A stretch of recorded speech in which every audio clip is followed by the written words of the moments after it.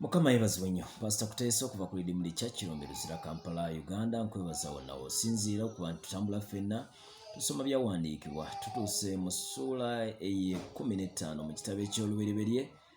Bayibuli egamba olunyiriri olusooka nti oluvannyuma lw'ebyo ekigambo kya Mukama ne kijjira Ibulaamu mu kwolesebwa nga kyogera nti, totya Ibulaamu, nze ngabo yo n'empeera yo ennene nnyo. Ibulaamu n'ayogera nti, ayi Mukama Katonda, onompa ki? Kubanga ntambula nga siina mwana, naye alirya ennyumba yange ye Damasiko eriyeeza. Ibulaamu n'ayogera nti, laba, nze tompadde zadde, era laba, eyazaalira mu nnyumba yange ye musika wange.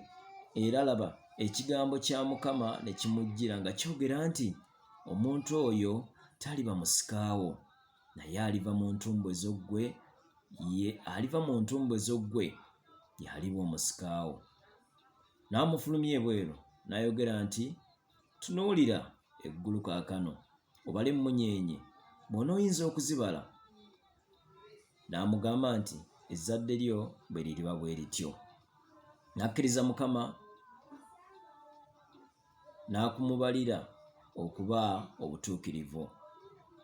N'amugamba nti, nze Mukama eyakuggya mu Uuli ey'Abakaludaaya n'okukuwa ensi eno okugisikira.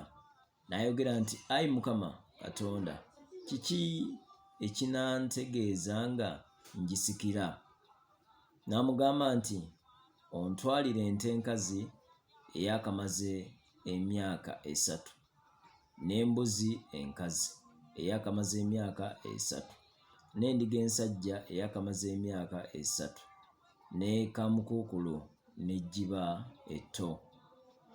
Ne yeetwalira ebyo byonna n'abyasaamu wakati n'ateeka ebitundu bibiri nga birabagana, naye ennyonyi n'atazaasaamu. N'amasega ne gagwa ku mirambo. Ibulaamu n'agagoba. Awo enjuba bwe yali ng'egwa, otulo otungi ne tugwa ku Ibulaamu, era laba, entiisa ey'ekizikiza ekikutte n'emugwako. N'agamba Ibulaamu nti, tegeerera ddala ng'ezzadde lyo liriba ggenyi mu nsi eteri yaabwe, era balibaweereza, era balibabonyaabonyeza emyaka 4. Era n'eggwanga eryo lye baliweereza ndirisalira omusango. Aleluya! Ne balyoka bavaamu nga balina ebintu bingi. Naye ggwe oligenda awali bajjajjaabo n'emirembe. Oliziikibwa bw'olimala okuwangaala obulungi. Mukama yeebazibwe. Ne mu mirembe egy'okuna balikomawo nate wano, kubanga obutali butuukirivu obw'Omwamoli tebunnatuukirira. Awo enjuba bwe yamala okugwa, ekizikiza nga kikutte, laba ekikoomi ekinyooka n'omumuli ogwaka ne biyita wakati awali ebitundu ebyo.